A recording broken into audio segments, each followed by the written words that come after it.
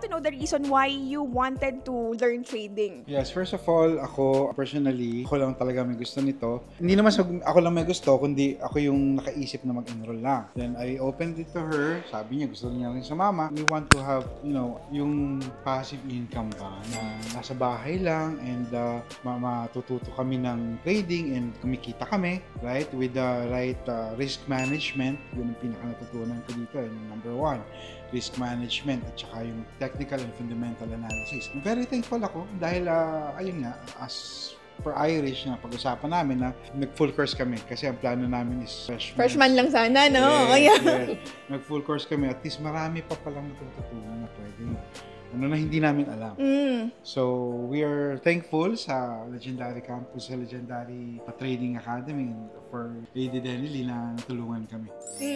So, just so you know, guys, si Sir Nicolay is nag-enroll na to before, no? Yes. Talagang nag-aral na to ng trading, pero since medyo kulang pa rin, no? Talagang kailangan pa rin mas mag-aral, di ba? Given na there are business people na talagang meron silang mga negosyo, pero and yet, tuloy pa rin yung pag-aaral nila, di ba?